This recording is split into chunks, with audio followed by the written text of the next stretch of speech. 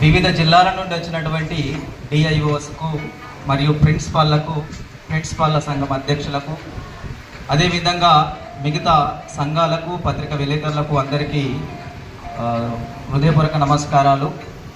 ముఖ్యంగా మరి వెంకటేశ్వర్ సార్ గారు ఒక స్నేహశీలి, మృదు స్వభావి, మంచి సింగర్, మంచి కోఆర్డినేటర్, మంచి మోటివేటర్, మంచి ప్రిన్సిపల్, మంచి ఒక టీచర్, అన్నిటికీ మించి ఎదుటి వ్యక్తిలో ఆనందం నింపే వ్యక్తిత్వం కలిగిన వ్యక్తి మన వెంకటేశ్వర సార్ గారు. సారు ఒక విద్యార్థిగా, ఒక టీచర్గా, ఒక ప్రిన్సిపాల్గా, ఒక నోడల్ అధికారిగా సక్సెస్ అయ్యాడని సభాముఖంగా తెలియజేస్తున్నా. ఎందుకంటే ఒక విద్యార్థి దశలో సారు పేదరికంలో పుట్టి, పేదరికంలో పెరిగి, ఉన్న స్థానం నుంచి ఉన్నత స్థానానికి ఎదగాలనే లక్ష్యంతో, ఆశయంతో తన జీవిత ప్రయాణంలో కష్టాలకు, కన్నీళ్లకు కరిగిపోకుండా, పేదరికానికి బెదిరిపోకుండా చదువు అనే ఆయుధాన్ని ఆత్మవిశ్వాసంగా చేసుకొని అంచెలంచెలుగా ఎదిగిన వ్యక్తిత్వం మన వెంకటేశ్వర సార్ గారిది. ఈ విధంగా సారు కేజీ నుండి పీజీ వరకు, పీజీ నుండి పిహెచ్డి వరకు ఎంత కష్టపడి చదివాడో మనకు అర్థమవుతుంది. పిహెచ్డి చేస్తున్న క్రమంలో, పిహెచ్డి పూర్తి చేస్తున్న క్రమంలో, నెట్ ప్రిపేర్ అవుతున్న క్రమంలో పడిపోతాం, ఓడిపోతాం అనుకుంటే అడుగులు పడవు. ప్రతిసారి లేచి నడవగలం అనుకుంటేనే విజేతగా నిలవగలుగుతాము అనే నమ్మకం ఆ సార్ను పిహెచ్డి పూర్తి చేసి డాక్టరేట్ వచ్చేలా చేసింది. అతి కష్టమైనటువంటి నెట్ తెలంగాణ రాష్ట్రంలో మొదటిసారిగా తమ సబ్జెక్టులో మొదటి వరుసలో క్వాలిఫైన లిస్టులో మొదటి స్థానం ఉన్న మన వెంకటేశ్వర సార్ గారు అని చెప్పుకోవచ్చు. ఈ విధంగా ఒక విద్యార్థిగా సక్సెస్ అయ్యాడు, ఒక గురువుగా కూడా సక్సెస్ అయ్యాడని చెప్పుకోవచ్చు. ఎందుకంటే తన 36 సంవత్సరంలో తన ఉద్యోగాన్ని ఒక ఉద్యమంగా చేసినటువంటి వ్యక్తి డాక్టర్ కె వెంకటేశ్వర సార్ గారు. ఎందుకంటే గురువు అనే స్థానం చాలా గొప్పది. ఎందుకు గొప్పది అంటే ఒక చిన్న ఉదాహరణ ద్వారా చెబుతా. స్వాతంత్రం జరుగుతున్న క్రమంలో బాల గంగాధర్ తిలక్ను ఒక విలేకరు ఒక ప్రశ్న అడుగుతాడు. ఆ ప్రశ్న ఏంటిదంటే, సార్ మీ స్వాతంత్రం కోసం ఇంత కష్టపడుతున్నారు కదా, ఈ దేశానికి స్వాతంత్రం వచ్చిన తర్వాత ఈ దేశానికి ప్రధాని అవుతారా అని ప్రశ్న అడిగితే అతను ఇచ్చిన సమాధానం ఏంటంటే, నేను ఒక్కడినే ప్రధానమంత్రి అయితే లాభం ఏముంటుంది, ఎంతో మంది విద్యార్థులు ఈ దేశానికి కావాల్సిన మంత్రులను, ప్రధానమంత్రులను తయారు చేసేటువంటి శక్తి కేవలం ఒక ఉపాధ్యాయ వృత్తికే ఉంటుంది, నాకు ఈ పదవి చాలని చెప్తాడు బాలగంగాధర్ తిలక్. ఎందుకంటే అంత పెద్ద సమాజంలో విలువైంది గురువు అనే స్థానం. ఆ విధంగా చూసుకుంటే ఇంకా గురువు గురించి చెప్పుకున్నట్లయితే అంబా వాడేకర్ అనే ఒక పేద విద్యార్థి తన గురువు అందించిన కష్టానికి, త్యాగానికి, ఫలితానికి ప్రతిఫలంగా, ప్రేమగా తన గురువు పేరును అంబేద్కర్ పేరును తన పేరుగా మార్చుకొని ఈ దేశానికి రాజ్యాంగాన్ని నిర్మించిన డాక్టర్ బాబాసాహెబ్ అంబేద్కర్ను కూడా తయారు చేసింది ఒక గురువు అని చెప్పుకోవచ్చు. ఇట్లా అవుతుందంటే ఒక గురువు ఎట్లా ఉండాలి, ఒక టీచర్ ఎట్లా ఉండాలి, ఎప్పుడు సాధ్యమవుతుందంటే ఆ గురువుకు నిరంతర శ్రమ ఉండాలి, నిరంతర పఠనం ఉండాలి. ఎందుకంటే ఒక దీపం వెలుగుతూ ఉండకపోతే మరో దీపాన్ని వెలిగించలేరు. ఒక అధ్యాపకుడు నిరంతర అభ్యాసకుడు కాకపోతే ఎన్నడూ నిజమైన బోధకుడు కాలేడు. కావాలంటే నిరంతర శ్రమ, నిరంతర పఠనం, నిరంతర కష్టం ఉన్నప్పుడు మాత్రమే అది సక్సెస్ అవుతుంది. అది మన వెంకటేశ్వర సార్ గారు నిరంతర బోధన, నిరంతర అభ్యాసన, నిరంతర శ్రమ వల్ల బండలాంటి విద్యార్థులను బాగు చేశారు, దారి తప్పిపోతున్న విద్యార్థులను దరికి చేశారు, అలిసిపోతున్న విద్యార్థులను ఆట పాటలతో అలరింపజేశారు, పడిపోతున్న విలువలను పైకి తీసుకొచ్చారు, కష్టపడుతున్న విద్యార్థులకు సక్సెస్, విజయం అంటే ఏందో చవి చూపించారు డాక్టర్ కె వెంకటేశ్వర సార్ గారు. ఈ విధంగా సార్ మీ ప్రయత్నం, మీ జీవితంలో 36 సంవత్సరాల మీ సర్వీసులో మీ ప్రయత్నం సార్ ఈ కంటికి కనబడుతుంది. మీ ప్రయత్నం సక్సెస్ అయింది.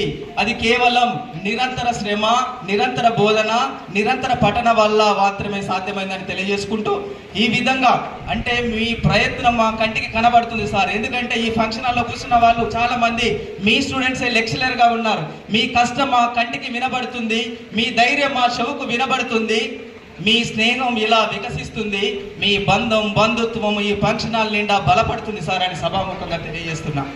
ఎందుకంటే అది కేవలం ఒక టీచర్కి మాత్రమే వస్తుంది. మధ్యాహ్న సమయమైనా కూడా వెళ్ళిపోకుండా కూడా ఇలా ఉన్నాము అంటే ఆ టీచర్ కోసము మనం ఇచ్చేటువంటి ఒక విద్యార్థులు మనం ఇచ్చేటువంటి గిఫ్ట్. గురువుకు కావాల్సింది సంతృప్తి మాత్రమే, సంపాదన లేనటువంటి వృత్తి. కానీ సంతృప్తి కలిగిన ఉద్యోగం ఏమన్నదంటే కేవలం ఒక టీచర్ వృత్తి మాత్రమే. ఈ విధంగా మన వెంకటేశ్వర సార్ గారు, మీరు అవునన్నా కాదన్నా ఎంతోమంది విద్యార్థుల పునాది, ఎంతోమంది విద్యార్థుల జీవితానికి పునాది మీరు, ఎంతోమంది విద్యార్థుల బంగారు భవిష్యత్తుకు బాటలు మీరు, ఎంతోమంది మాలాంటి అధ్యాపకులందరికీ ఆదర్శం మీరు, ఎంతోమంది ప్రిన్సిపాళ్లకు మార్గదర్శకం మీరు. ఈ విధంగా మీరు సక్సెస్ అయ్యారు సార్. ఎందుకంటే మీరు వచ్చిన కొడిమేల కాలేజీలో నేను జూనియర్ లెక్చరర్గా పనిచేస్తున్నా. మా కాలేజీకి వచ్చిన తర్వాత సార్ ఇచ్చినటువంటి ప్రోత్సాహం ఉత్సాహంతో నాకు అనిపించింది, సార్ మొదటిసారిగా ఇచ్చినటువంటి మీటింగ్లో సార్ చెప్పినటువంటి మాటలు పలుకులు నన్ను ఏ విధంగా చేసినాయి అంటే ఉత్తేజపరిచినాయి. నేను పొద్దున్న నుండి సాయంత్రం దాకా ఉంటా కదా, నేను చేసే పనిలో ఇంకొక రెండు ఆలోచనలు వచ్చినాయి నాకు. నేను ఇంకా రెట్టింపుగా వర్క్ చేయాలి, నేను ఎట్లా ఉంటున్నా రెట్టింపుగా వర్క్ చేయాలి.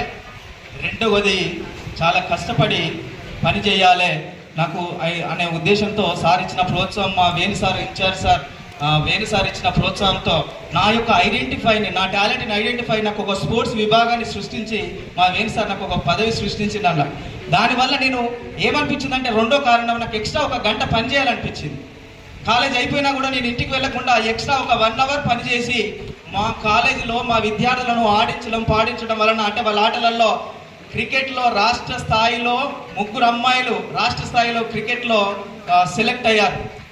కేవలం మీరు ఇచ్చిన ఎంకరేజ్మెంట్, మీరు ఇచ్చిన ప్రోత్సాహం. ఒక అబ్బాయి, తక్షిలి అనే అబ్బాయి మా కాలేజ్ తరఫున, ప్రభుత్వ జూనియర్ కళాశాల తరఫున మొత్తం ఆడి ఉమ్మడి కరీంనగర్ జిల్లాలో 80 బాల్లో 130 రన్స్ కొట్టి రాష్ట్రంలో జగిత్యాల జిల్లా పేరు నిలబెట్టింది కేవలం వెంకటేశ్వర్లు ఇచ్చిన ప్రోత్సాహం, మా వేణు సార్ ఇచ్చినటువంటి ప్రోత్సాహం వల్ల సాధ్యమైందని తెలియజేసుకుంటున్నా. ఈ విధంగా ఎందుకు నేను చెప్తున్నా, ఎందుకు చేసినామని గొప్ప విషయం కాదు. ఒక టీచర్కు, ఒక లెక్చరర్కు కావాల్సింది ఏంటంటే ప్రోత్సాహం. ప్రిన్సిపాల్ నుండి ప్రోత్సాహం వస్తే ఆ లెక్చరర్ ఎంతైనా కష్టపడడానికి సిద్ధపడతాడు అనే ఉద్దేశంతో చెప్తున్నాం. ఎందుకంటే ఒక విద్యార్థికి ఆదర్శం ఎవరు కావాలంటే తన లెక్చరరే ఆదర్శంగా ఉండాలి, రోల్ మోడల్గా ఉండాలి. ఆ లెక్చరర్కు రోల్ మోడల్ ఎవరు ఉండాలంటే ఆ కాలేజీ ప్రిన్సిపాలే తనకు రోల్ మోడల్గా ఉండే విధంగా ఉండాలి. ఒక డైరెక్ట్గా ఒక విద్యార్థి జీవితాన్ని ప్రభావితం చేసేది లెక్చరర్, టీచర్ అయితే ఇండైరెక్ట్గా ప్రభావితం చేసేది ఆ కాలేజీ ప్రిన్సిపల్, ఆ కాలేజీ అధికారి. మొత్తం ఇంటర్మీడియట్ వ్యవస్థలో ఉన్న ప్రతి ఒక్కరు మన జూనియర్ కాలేజీలో ఉన్న విద్యార్థుల యొక్క భవిష్యత్తు ఆధారపడి ఉన్నది. మన యొక్క కర్తవ్యాన్ని మనం కరెక్ట్గా సక్రమంగా ఉపయోగిస్తే మన పిల్లల జీవితాలు బాగుపడతాయి. వెంకటేశ్వర సార్ లాగా ఎంతోమంది విద్యార్థులు ఇంతమందికి ప్రిన్సిపాల్ అయ్యారు, లెక్చరర్లు అవుతారు, డాక్టర్లు అవుతారు, ఇంజనీర్లు అవుతారు. మనం కష్టపడితే ఖచ్చితంగా మన ఇంటర్మీడియట్ విద్యా వ్యవస్థను కాపాడుకోవచ్చు, పునర్నిర్మించుకోవచ్చు, దాన్ని అభివృద్ధి వైపులో తీసుకురావచ్చు. ఈ విధంగా అని తెలియజేస్తూ, అందరూ ఆలోచిస్తారని తెలియజేస్తూ ఈ అవకాశం ఇచ్చిన మా వేణు సార్ గారికి, మరియు పదవి విరమణ తర్వాత కూడా సార్ మీలో నచ్చింది ఏంటి అంటే ఆల్ రౌండర్. అంటే ఆ సార్ ఏమన్నాడు, ఆల్ రౌండర్ సార్. ఆ సార్ లాగా మిమ్మల్ని చూస్తే మాకు ఇన్స్పిరేషన్ సార్. మా ఈ తరానికి ఒక ఇన్స్పిరేషన్. మీరు పోయిన మీ ఆలోచనలు, మీ ఆశయాలను మీలాగా కష్టపడి, మీలాగా నేను ఒక స్టూడెంట్గా చెప్తున్నా, మీరు ఒక గురువు. మీరు నాకు డైరెక్ట్గా గురువు కాకపోయినా ఇండైరెక్ట్గా మా కాలేజీలో మీరు ఇచ్చిన జ్ఞానం ద్వారా మీరు నాకు గురువే.